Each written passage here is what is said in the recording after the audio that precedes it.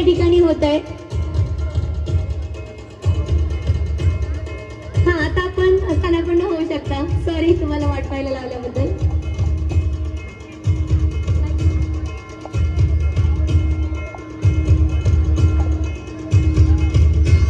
समाजकार्य, जनजागृतीचे कार्य, अवघ्या 12 वर्षाच्या वयाची मुलगी आपल्या समोर शिवव्याख्यान सादर करत आहे। इयत्ता 6वीची वैदेही विक्रम मोरे आपल्या समोर सादर करत आहे शिवव्याख्यान। हॅलो,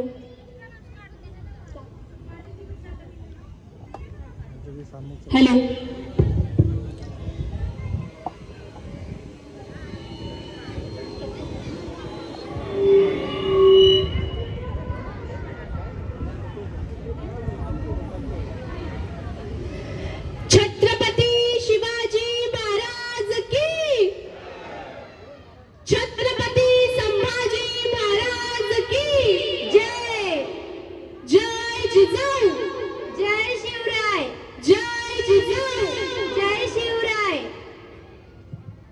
संपूर्ण भारतवर्षात अशी एकतरी व्यक्ती असेल काय की जिने छत्रपती श्री शिवाजी महाराजांचं अमर नाव ऐकलेले नाही।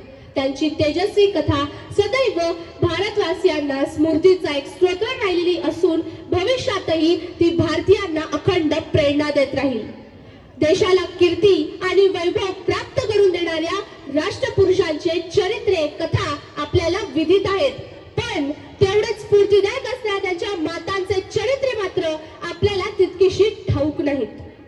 बालपणी सुसंस्कार करून त्या महान पुरुषांचे व्यक्तिमत्व घडवणाऱ्या, त्यांचे आयुष्य सुदृढ करून आपल्या त्यागाने त्यांच्यातील शौर्याची ज्योत प्रज्वलित करून देशाचा इतिहास घडवणाऱ्या त्यांच्या मातांचे इतिहासात स्थान अत्यंत गौरवास्पद आहे। युगपुरुष शगकर्त्या छत्रपती श्री शिवाजी महाराजांचं जीवन घडवणाऱ्या लोकमाता, राष्ट्रमाता, राजमाता माँसाहेब जिजाऊ यांची कथा अत्यंत पवित्र आणि रोमांचकारी आहे। आदिशक्ती तुळजाभवानी या आदिशक्तीचं वात्सल्य, मांगल्य आणि पावित्र्य माणसाच्या जन्माला घेऊन येणाऱ्या लोकमाता, राष्ट्रमाता, राजमाता माँसाहेब जिजाऊ, उद्या हिंदुस्थानाचा आराध्य दैवत छत्रपती शिवाजी महाराज, या महाराष्ट्राच्या मातीला छत्रपती शिवरायांनी कसं जगावं हे शिकवल्यानंतर या महाराष्ट्राच्या मातीला, या महाराष्ट्राच्या मातीतल्या कणाकणाला, या महाराष्ट्राच्या मातीत असणाऱ्या प्रत्येक माणसाला कसं लढावं हे शिकवणारे छत्रपती संभाजी महाराज यांच्या पवित्र स्मृतीला अभिवादन करते। व तसेच भारतरत्न डॉक्टर बाबासाहेब आंबेडकर, क्रांतीसूर्य महात्मा ज्योतिबा फुले व सर्व महामानवांना ज्यांनी मानवतेच्या कल्याणासाठी कार्य केले अशा सर्वांना माझे विनम्र अभिवादन। व आज राजमाता माँसाहेब जिजाऊ यांच्या जयंती उत्सवानिमित्त मातृतीर्थावर जमलेले आपण सर्वजण, आपल्या सर्वांना माझा म्हणजेच वैदेही विक्रम मोरे हिचा जय हिंद, जय महाराष्ट्र। भगवद्गीतेत कर्मयोग या अध्यायात एक श्लोक आहे, तो असा: कर्मणे वाधिकारस्ते मा फलेषु कदाचना मा कर्म हेतुर्भू मार्ते सद्गोत्स्व कर्मणी।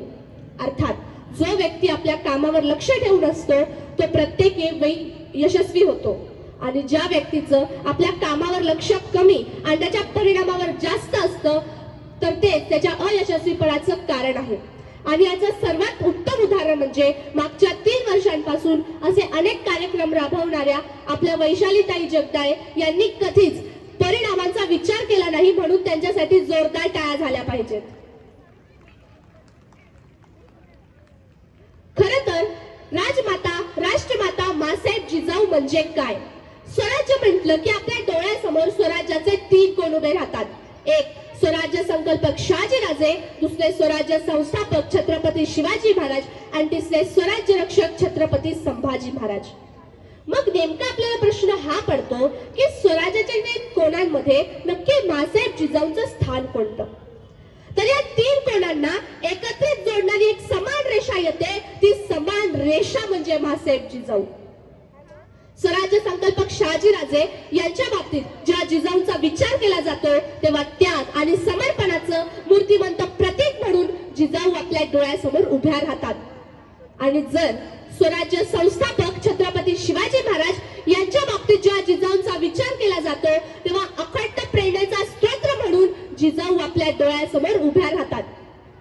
आणि जर स्वराज्य रक्षक छत्रपती संभाजी महाराज यांच्या बाबतीत जेव्हा जिजाऊचा विचार केला जातो तेव्हा आजीची वात्सल्य मूर्ती दुधापेक्षा साईचं जास्त अप्रूप वाटतं. प्रत्येक यशस्वी पुरुषा पाठीमागे एका स्त्रीचा हात असतो. काही जण मिळाले म्हणतात की प्रत्येक अयशस्वी पुरुषा पाठीमागे एका स्त्रीचाच हात असतो. विनोदाचा भाग सोडा, पण शिवचरित्रात 3 पुरुषांच्या यशस्वीते पाठीमागे एका स्त्रीचा भक्कम असा हात होता आणि ती कर्तृत्ववान स्त्री म्हणजे आपल्या राजमाता राष्ट्रमाता माँसाहेब जिजाऊ. स्वराज्य संकल्पक शहाजीराजे, स्वराज्य संस्थापक छत्रपती शिवाजी महाराज आणि स्वराज्य रक्षक छत्रपती संभाजी महाराज या तिघांच्याही प्रेरणा जिजाऊच होत्या. छत्रपती शिवरायांच्या तर त्या माताच होत्या, परंतु शहाजीराजे आणि शंभूराजांच्याही त्या माताच होत्या. 2 वर्षाचे शंभूबाळ असताना त्यांच्या आई सईबाई यांचे निधन झाले. तेव्हापासून जिजाऊ त्यांच्या माता झाल्या. मग तुम्ही म्हणाल शहाजीराजांच्या त्या माता कशा? तेच सांगते. कर्तृत्वान पुरुष जेव्हा पराभूत होतो तेव्हा तो जगासमोर रडू शकत नाही. अशा वेळी तो आपल्या बायकोच्या खांद्यावर डोकं ठेवून त्याच्या पराभवाचं शल्य कमी करतो आणि तेव्हा त्याची बायको नसून माता असते. जिजाऊंनी 3 पुरुष तर घडविलेच, पण त्यांचा त्यागीपणाचा, त्यांचा करारीपणाचा आणि धैर्याचा वारसा पुढे त्यांच्या नातसून येसूबाई यांनी जोपासला. त्यांचा त्याग इतिहासात पडद्या पाठीमागे ठेवून जमणार नाही. त्यांचा त्याग किती मोठा आहे ते बघा. शंभूराजांच्या मृत्यूनंतर जुल्फिकार खानाने म्हणजे औरंगजेबाच्या मुलाने रायगड किल्ल्याला वेढा घातलाय. तेव्हा रायगडावर होत्या येसूबाई, पुत्र शाहू आणि राजाराम राजे. दुसरी कोणी स्त्री असती तर तिने स्वतःच्या मुलाला राजा घोषित केलं असतं, पण येसूबाई तसं करत नाहीत. त्या स्वतः पुत्रासहित रायगडावर थांबतात आणि धीराला म्हणजे राजाराम राजांना रायगडाच्या वेढ्यातून सुखरूप बाहेर काढण्याची योजना आखतात.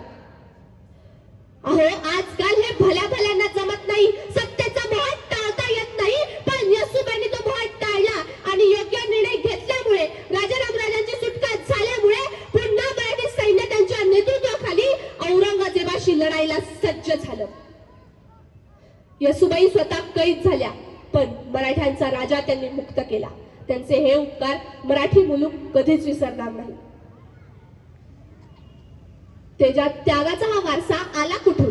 अर्थातच जिजाऊंकडून. कारण बालपणापासून जिजाऊंचे चालणे, बोलणे, उठणे, बसणे हे येसूबाईंनी अगदी जवळून पाहिले होते, अनुभवले होते. तेजाचा हा वारसा इथेच थांबत नाही, तर तो थेट जाऊन पोचतो राजाराम राजांच्या अर्धांगिनी स्वराज्याच्या महाराणी, ज्यांनी 1700 ते 1707 ही 7 वर्ष औरंगजेबाच्या फक्त एका स्त्रीने सळकी पाय करून सोडलं. त्या स्त्रीचं नाव म्हणजे स्वराज्य सौदामिनी महाराणी ताराराणी. औरंगजेबाची अवस्था तर अशी झाली होती की माघार घ्यावी तर एका स्त्रीने हरवले म्हणून जगात नाचक्की होईल आणि ते लढत राहावं तर महाराणी ताराराणींच्या तलवारी पुढे टिकणे अवघड. शेवटी 20 फेब्रुवारी 1707 रोजी याच मातीत औरंगजेबाची कबर खणावी लागली, पण ताराराणींची तलवार मात्र पराक्रमाच्या तेजाने अखंड तळपतच राहिली. जिजाऊच्या संस्काराचा हा वारसा आहे. ते जिजाऊ, येसूबाई ते ताराराणी. एखाद्या स्त्रीने ठरवलं तर ती घर भेदूही शकते आणि आपल्या त्यागाने ती घर साधूही शकते. फक्त साधूनच नाही तर भक्कमपणे बांधूही शकते. आज आपण समाजात पाहतो आहोत की एखादा पुरुष बाहेर समाजात कर्तृत्व गाजवत असतो, त्याचा समाजावर विलक्षण प्रभाव असतो, पण त्याचं स्वतःचं घर मात्र साधलेलं नसतं, विस्कटलेलं असतं. कारण त्या व्यक्तीच्या गैरहजेरीत याची आदरयुक्त भीती वाटावी अशी दुसरी कोणी व्यक्ती त्या घरात नसते. शिवराय जेव्हा मोहिमेवर असायचे तेव्हा त्यांच्या घरात जिजाऊंसारख्या करारी माता होत्या. त्यांच्या घरावर वचक होता. म्हणून जिजाऊ असेपर्यंत तुम्हाला कुठेही गृहकलन दिसणार नाही. शंभूराजांचे मोगलांकडे जाणे, मंत्रिमंडळाचे शंभूराजांविरुद्ध कट कारस्थाने, सोयराबाईंची पुत्राला राजा बनवण्याची महत्वाकांक्षा, या सगळ्या गोष्टी जिजाऊंच्या मृत्यूनंतरच्याच आहेत. या सगळ्या गोष्टींचं कारण एकच, जिजाऊंचा अभाव हेच आहे.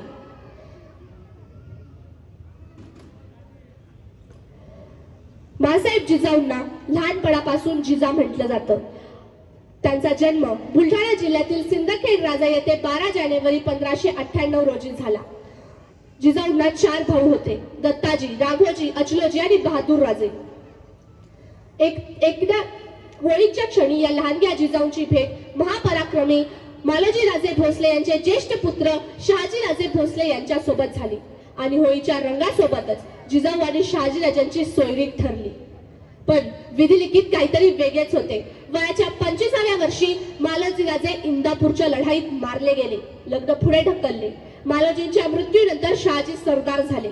निजामाच्या दरबारीत चाकरी करू लागले. तब्बल 2 वर्षांनी 1610 साली दौलताबाद येथे तत्कालीन रूढीनुसार आणि चांगल्या वातावरणात जिजाऊ आणि शहाजी राजांचा विवाह संपन्न झाला. अनुभवी राजकारणी आणि मुत्सद्यांच्या सहवासात राजकीय प्रश्नांचा खल जिजाऊ करत होत्या. त्यांना देशाची आणि जगाची अवस्था ठाऊक होती. परकीय सत्तांच्या अंमलाखाली भरडलेले दिन त्या पाहू शकत होत्या. त्यांना हवा होता या मराठी मातीला संघटित करणारा एक शूर पुत्र. गर्भवती जिजाऊंची इच्छा पूर्ण करण्यासाठी चांगली व्यवस्था केली गेली. त्यांची प्रत्येक इच्छा पूर्ण करण्यासाठी प्रत्येक व्यक्ती उत्सुक होती.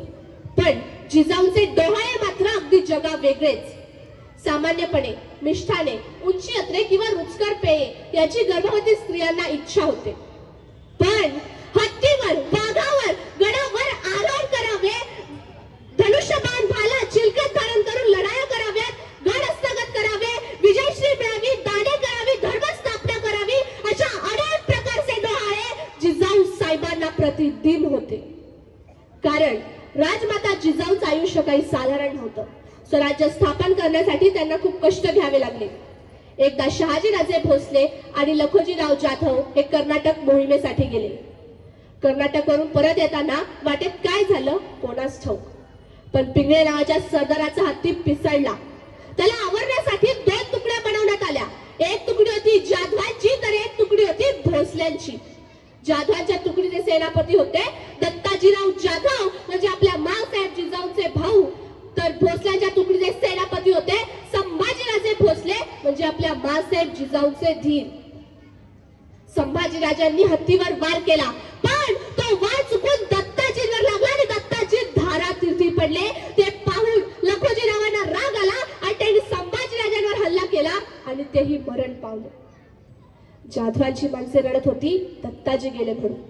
भोसल्यांची माणसे रडत होती संभाजी गेले म्हणून. अहो पण आपल्या माँसाहेब जिजाऊंनी लढाई जपण्यासाठी एकीकडे भाऊ मेलाय तर एकीकडे धीर मेलाय. माँसाहेब रडत होत्या त्या रयतेसाठी, रयतेच्या कल्याणासाठी. कारण रयतेने सुद्धा कोणी आपला भाऊ गमावला, कोणी आपले वडील गमावले, कोणी आपले कित्येक नातेवाईक गमावले. या परकीय सत्तांच्या गुलामीखाली आपणच आपल्याच माणसांना मारत आहोत याची जाणीव जिजाऊंना घडली. त्यांनी भवानी मातेला साकडं घातलं. तेजस्वी, पराक्रमी, स्वराज्य स्थापनेचं सामर्थ्य असताना पुत्र माझ्या पोटी जन्माला घाल. आणि शेवटी 19 फेब्रुवारी 1630 रोजी जिजाऊंनी लहानपणापासून पाहिलेलं स्वप्न जन्माला आलं. अर्थातच शिवबांचा जन्म झाला. जिजाऊंनी लहानपणापासून शिवरायांना रामायण महाभारतातल्या गोष्टी सांगितल्या, ज्यामुळे शिवरायांना सत्य असत्य, न्याय अन्याय, धर्म धर्म यातला फरक समजू लागला. शहाजी राजांनी शिवरायांच्या शस्त्र आणि शास्त्र या शिक्षणासाठी दादोजी कोंडदेव, शामराज पंत, बालकृष्ण पंत, सोनो पंत यांच्यासारखी कर्तबगार माणसे दिली. या कर्तबगार माणसांच्या नेतृत्वाखाली शिवराय घडू लागले. आजचे पालक सतत आपल्या मुलांना सांगत असतात की तू शिवाजी राजांसारखा मोठा पराक्रमी व्हायला हवास. पण आपल्या मुलांकडून अशी अपेक्षा करताना गैर काहीच नाही. उलट उच्च आदर्श डोळ्यासमोर ठेवायलाच पाहिजेत. पण आपल्या मुलांकडून अशी शिवरायांसारख्या कर्तृत्वाची अपेक्षा करताना आपण आधी पालक म्हणून जिजाऊ आणि शहाजी राजांसारखे आहोत का याचा आधी विचार व्हायला हवा. त्यांचा त्याग समजून घेण्यासाठी आपल्याला त्या काळात जावे लागेल. शहाजी राजांचं स्वतंत्र राज्य निर्माण करण्याचा प्रयोग मुरार जगदेवानं रायारावांच्या सोबतीने पुणे उद्ध्वस्त करून संपविलं. पुढे हा प्रयोग शहाजी राजांनी एका वेगळ्या रूपात केला. निजामशाही वंशातील मुर्तुजा या छोट्या मुलाला निजामशाहीच्या गादीवर बसवलं. स्वतः शहाजी राजे निजामशाहीचे वजीर झाले. पण मुघलशाही आणि आदिलशाही एकत्रित आल्यामुळे शहाजी राजे एकटे पडले. पोर्तुगीजांनी मदत नाकारली. तेव्हा जीवदान किल्ल्यावर सुरू झालेला प्रयोग 3-3.5 वर्षांनी शहाजीराजाच्या शरणागतीने संपला. माहुली किल्ला सोडताना शहाजीराजांना काय वाटत असेल हे फक्त त्यांनाच ठाऊक. उरात बाळगलेली स्वप्न पूर्ण होत आहेत असं वाटत असताना त्या स्वप्नाची डोळ्यासमोर राख रांगोळी होताना दिसावी आणि काहीच करता येऊ नये अशा वेळी त्या कर्त्या पुरुषाला काय वाटत असतं हे फक्त त्यालाच ठाऊक. निजामशाहीचा भाग आदिलशाही आणि मुघलशाहीने अर्धा अर्धा वाटून घेतला. आदिलशाहचा सरदार रंदुल्ला खान हा शहाजीराजांचा खास मित्र होता. रंदुल्ला खानच्या मदतीने शहाजीराजे आदिलशाहीमध्ये सामील झाले. पण मुघलांनी आदिलशाहला एक गोष्ट सांगितली की तुम्ही शहाजीराजांना तुमच्यामध्ये घेत असाल तर घ्या, पण त्यांना सह्याद्रीच्या सहवासात ठेवू नका. कारण जसा तूप आणि अग्नी एकत्र झाले की जसा भडका होतो तसा शहाजीराजे आणि सह्याद्री एकत्र झाले की भडका होणारच. त्यामुळे आदिलशाहने शहाजीराजांना कर्नाटकात बंगलोरात जहागीर दिली, सह्याद्रीपासून लांब ठेवलं. जिजाऊ या सर्व प्रकाराने अस्वस्थ होत्या. सासर पुणे उद्ध्वस्त होणे, वडील आणि भावांची हत्या होणे, गोदावरी स्नानाला गेले असताना जाऊबाईंची विटंबना होते, या सगळ्या गोष्टींचं कारण एकच की मराठी मातीला सिंहासन नव्हतं आणि काहीही करून त्यांना याच मातीत राजा घडवायचा होता.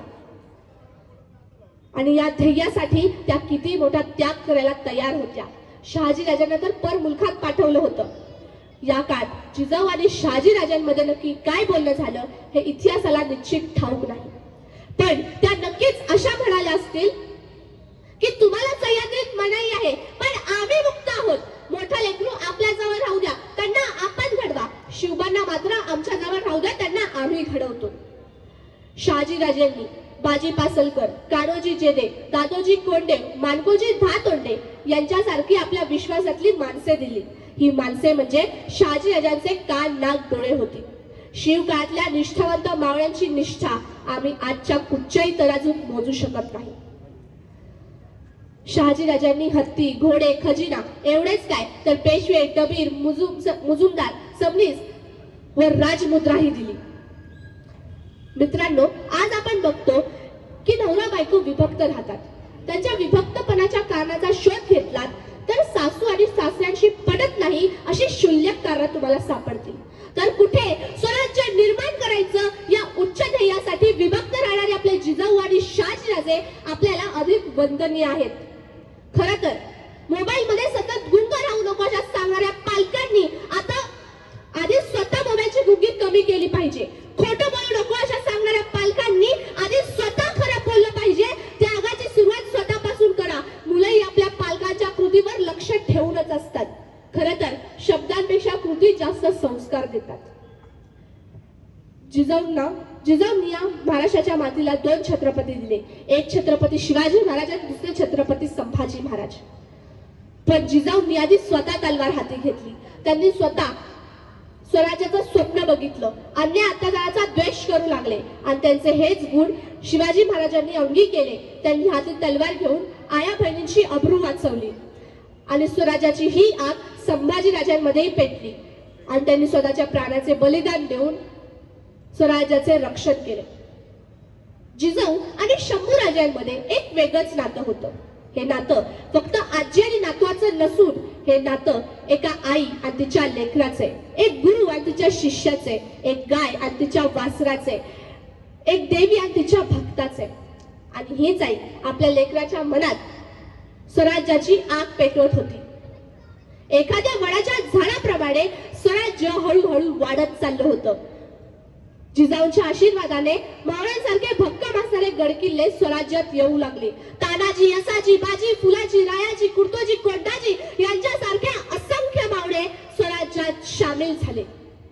याच स्वराज्याचं रक्षण करण्यासाठी साक्षात भगवान शिवशंकर 14 मे 1657 रोजी पुरंदर किल्ल्यावर शिवपुत्राच्या रूपात जन्माला आले. शिवबासाईंच्या पोटी शिवरत्नाचा जन्म झाला. जिजाऊंनी या शिवरत्नाचं नाव ठेवलं संभाजी. तोफांना बत्ती दिली, सिंहाने गर्जना काढली, वारकऱ्यांनी पंढरपूरला जाणारी वाट शोधून वारी काढली. सगळा सह्याद्री आनंदित झाला. कारण या भूमीला रावणाचा वध करणारा राम, कौसाला फाडणारा श्याम, जेजुरीचा खंडोबा तर पंढरीचा विठोबा मिळाला होता. संभाजी हे केवळ नाव नसून शिवतांडवाची आग आहे. पण ही आग पेटण्या अगोदरच ती दिवा विझून गेला. फक्त 2 वर्षाचे शंभूबाळ असताना त्यांच्या आई सईबाई यांचे निधन झाले. डोक्यावरचं मायेचं छत्र हरवून गेलं. तेव्हा शंभूराजांनी जिजाऊचं बोट पकडलं. पण सर्वात मोठा प्रश्न हा होता की शंभूराजांची आई तर गेली, आता शंभूराजांना दूध कोण पाजणार? जर त्यांना दूध नाही मिळालं तर ते मोठे कसे होणार? या विचाराने जिजाऊ अस्वस्थ होत्या. त्यांनी आजूबाजूच्या गावात शंभूराजांना दूध पाजण्यासाठी विचारपूस केली. अनेक स्त्रिया आल्या, म्हणत होत्या आम्ही शंभूराजांना दूध पाजायच्या 10 सोन्याच्या मोहरी घेऊ. काही म्हणत होते आम्ही 15 सोन्याच्या मोहरी घेऊ. जिजाऊ त्यांना म्हणाल्या तुम्ही जितके मागाल तितके मी तुम्हाला देईन. तेवढ्यात तिथे एक स्त्री आली. त्या सर्व बायकांना म्हणाली तुम्हास ती लाज कशी वाटत नाही? आपण कुणासमोर आहोत, कुणासमोर काय बोलतो याचं ध्यान तरी असू द्या. इतका हरटपणा कशा पायी? जिजाऊने तिला विचारलं तू काय एवढी चिडती आहेस? त्या ती स्त्री म्हणाली आऊसाब जर माणूस माणुसकी सोडून जगत असेल तर राग नाही येणार का? अहो लेकराला दूध पाजायचंय आणि लेकरू कुणाचं? शिवाजी राजांचं, जो रात्रंदिवस रेतेसाठी लढत असतो या, झुंजत असतो या. त्याच्याकडनं आपण पैसे कसं घ्यावं? जिजाऊने तिला विचारलं शंभूराजांना दूध पाजायचे, तू पैसे नाही घेणार? तेव्हा ती स्त्री म्हणाली नाही बा, तुमच्याकडनं पैसे घेतलं तर पाण्यात जळायचा माझा. अहो लेकराला दूध पाजायचा व्यवहार बघायचा वय. आणि त्या दिवसापासून ती स्त्री शंभूराजांची दुधाई झाली. या निस्वार्थी स्त्रीचं नाव होतं कापूर होळातली धाराऊ. शंभूराजे हळूहळू मोठे होऊ लागले. तलवार अशी चालवावी की एका वारात शत्रूचे 2 तुकडे व्हायला पाहिजेत, हे जिजाऊंनी त्यांना अगदी लहानपणापासून शिकवलं. शंभूराजांना पिता असून सुद्धा त्यांच्यासोबत वेळ घालवायला मिळालाच नाही. कारण त्यांचे पिता काही साधारण व्यक्ती नव्हते. त्यांचं ध्येय होतं स्वराज्य. आणि याच ध्येयाच्या मार्गावरून चालताना शंभूराजांना पितृछायाही मिळालीच नाही. तेव्हा माँसाहेब जिजाऊंनी त्यांच्या संपूर्ण आयुष्यात माता व पिता या दोन्ही बाजू अगदी चोखपणे पार पाडल्यात. ज्याप्रमाणे छत्रपती शिवरायांनी आपलं संपूर्ण आयुष्य स्वराज्य घडवण्यात वाहिलं, त्याचप्रमाणे छत्रपती संभाजी महाराजांनी आपलं संपूर्ण आयुष्य स्वराज्य आणि हिंदुत्वाचं रक्षण करण्यासाठी वाहिलं. आणि याची सुरुवात ते 9 वर्षाचे असतानाच झाली. ते फक्त 9 वर्षाचे होते तेव्हा मिर्झा राजांनी पुरंदर किल्ल्याला वेढा घातला. आणि त्यावेळी पुरंदर किल्ल्याचे किल्लेदार होते मुरारबाजी देशपांडे. मुरारबाजी देशपांडेंनी शेवटच्या श्वासापर्यंत पुरंदर किल्ला लढवत ठेवला. फक्त 700 मावळ्यांच्या सोबतीने ते मिर्झा राजांच्या 80,000 फौजदार तुटून पडले. त्यांचं शौर्य बघून दिलेर खान त्यांना मुघलशाहीमध्ये सामील होण्याचं फरमान देतो. पण मुरारबाजी त्याचं फरमान स्वीकारत नाहीत. म्हणून दिलेर खानाला राग येतो आणि तो हत्तीवर बसून मुरारबाजींवर धनुष्यबाणाने हल्ला करतो आणि तो बाण मुरारबाजींच्या कंठामध्ये शिरून ते धारातीर्थी पडतात. पण काही इतिहासकारांचं असं म्हणणं आहे की त्यांचा शिर कटूनही त्यांचा देह रणांगणात झुंजत होता आणि ते पाहून खानालाही घाम फुटला आणि इतिहास रचला. शिर कटूनही मुरारबाजींचा देह रणांगणात झुंजला. स्वराज्याचा मावळा रक्तात रंगला. कशी पैदा होता तशी माणसे सवाल खानाच पडला. जेव्हा काल भैरव बनून मुरारबाजी पुरंदरी लढला. जेव्हा काल भैरव बनून मुरारबाजी पुरंदरी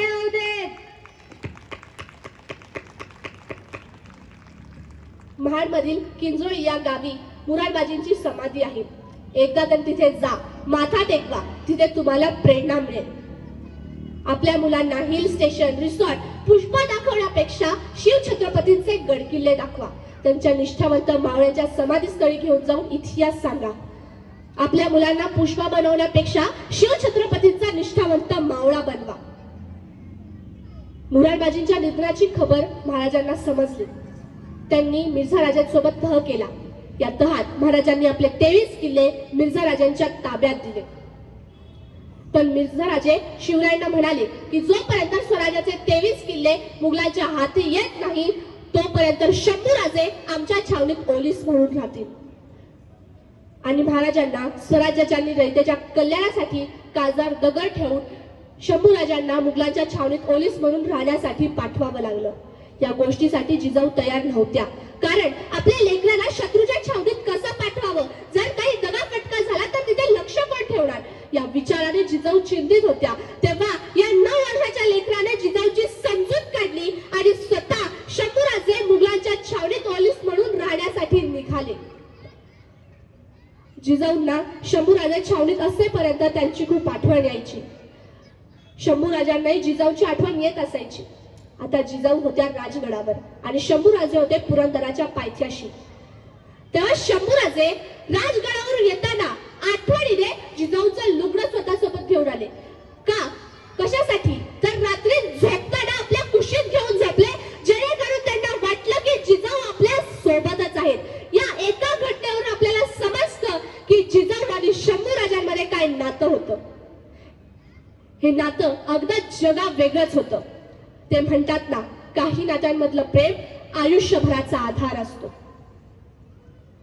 जिजाऊंनी या महाराष्ट्राच्या मातीत दोन छत्रपती घडवले, छत्रपती शिवाजी महाराज आणि छत्रपती संभाजी महाराज. एक छत्रपती घडवले स्वराज्य घडवण्यासाठी आणि दुसरे छत्रपती घडवले स्वराज्य आणि हिंदुत्वाचं रक्षण करण्यासाठी, स्वराज्य आणि हिंदुत्व वाढवण्यासाठी, जपण्यासाठी. ज्या गोमातेला पळून देताना छत्रपती शिवरायांनी ज्या माणसाचे हात कापले, त्या गोमातेचे रक्षण करण्यासाठी. पण इतके चांगले कर्म करून सुद्धा आपले स्वतःचेच नातेवाईक जहागिरीसाठी फितूर कसे काय होतात? शंभूराजे पकडले गेले हे फक्त येसूबाई यांचे बंधू गणोजी शिर्के यांच्या फितुरीमुळे. नाहीतर मराठ्यांचा छावा कधीच मुघलांच्या लांडग्यांच्या हाती सापडलाच नसता. गणोजी शिर्के यांच्या फक्त एका चुकीमुळे मराठ्यांच्या इतिहासात शंभूराजांचा रक्ताभिषेक झाला. त्यांना काल कोठडीमध्ये टाकण्यात आलं. गळ्यापासून पायापर्यंत साखळदंडात बांधण्यात आलं. डोक्यावर चिरेटोप नाही, मस्तकावर चंद्रकोर नाही, गळ्यात सोन्यापेक्षा जास्त चमकणारी कवड्यांची माळ नाही. जर कोणी त्या अवस्थेत शंभूराजांना बघितलं असतं तर कोणीच म्हटलं नसतं की हा शिवरायांचा छावा आहे. कवी कलश आणि शंभूराजांना औरंगजेबापुढे उभं केलं. त्यांना फक्त 3 गोष्टी स्वीकारण्यासाठी सांगितल्या. 1 की स्वराज्याचा खजिना कुठे आहे ते सांगा. 2 की औरंगजेबाचे कुठचे सरदार शंभूराजांसोबत होते. आणि 3री सर्वात महत्वाची अट म्हणजे शंभूराजांनी इस्लामिक धर्म स्वीकार करावा. या तिघांमधली एकही अट शंभूराजांना मान्य नव्हती आणि याचाच परिणाम त्या औरंगजेबानी ज्या डोळ्यांनी स्वराज्य आणि हिंदुत्व वाढवण्याचं स्वप्न बघितलं, त्या डोळ्यांमध्ये गरम सळ्या घुसवल्या गेल्या.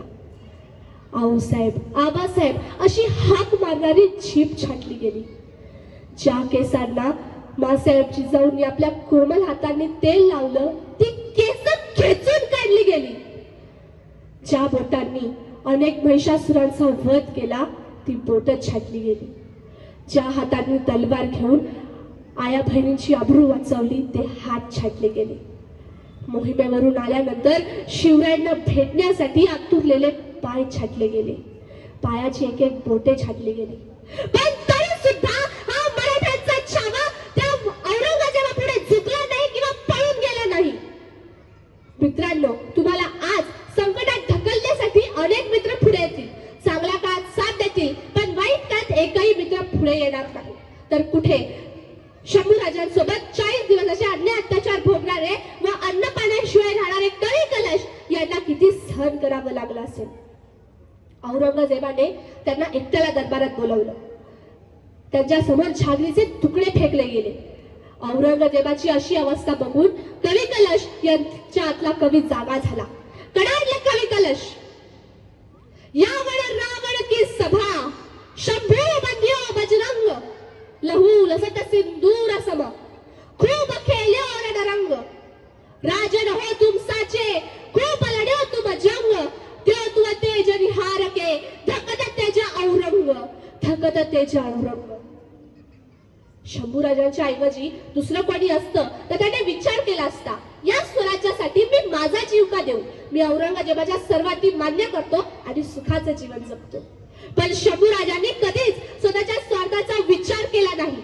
त्यांना प्रत्येक क्षणी काळजी होती ती स्वराज्याची आणि स्वराज्यातल्या रयतेची. पण आज लोक शंभूराजांविरुद्ध काय काय बोलतात. त्यांनी इंग्रजांकडून दारू मागवली, आया बहिणींची अब्रू लुटली, पण नाही, शिवछत्रपतींच्या संस्कारावर चालणारे शंभूराजे शेवटच्या श्वासापर्यंत त्याच मार्गाने चालत होते. शंभूराजे इस्लामिक धर्म स्वीकार करू शकले असते, पण त्यांना त्यांचा स्वाभिमान आणि हिंदुत्व सोडायचं नव्हतं. आणि शेवटी शंभूराजांनी आपला रक्ताभिषेक करून रयतेला सुखी ठेवलं. शंभूराजांना हाल हाल करून मारणाऱ्या त्या औरंगजेबासाठी मी एकच म्हणू इच्छिते की औरंगजेबाच्या तंबूचा सोनेरी कळस 2 कोसांवरून दिसतो, पण शिवछत्रपतींच्या जिरेटोपातला तुरा हजारो कोसांवरून दिसतो, चमकतो, सर्वसामान्यांच्या मनात दहशतही विश्वास जागवतो. छत्रपतींना कोणी मारू शकत नाही, छत्रपतींचे कोणी हाल करू शकत नाही, कारण छत्रपती माणूस नाहीच. छत्रपती एक विचार आहे, विचार, आणि हा विचार महाराष्ट्राच्या मातीत भरून उरलाय आणि तो चिरंजीव आहे. या वाघाला घडवणाऱ्या वाघिणीसाठी मी जाता जाता माझ्या शब्दात एकच म्हणू इच्छिते, अन्यायांचे हात तोडण्यासाठी अवतरली ती आई तुळजाभवानी, जी ठरली उद्याची स्वराज्य जननी. हाती तलवार घेऊन दिलं दर्शन दुर्गा आईचं, किती कौतुक करावं त्या राजमाता जिजाबाईचं. आया बहिणींकडे वाकडून बघणाऱ्यांचे डोळे काढून दिले हाती, धन्य ती वज्रे जुडे मंडित सकल सौभाग्यवती. त्या नव्हत्या फक्त पराक्रमी बाई, त्या होत्या वीर शिवबांची आई.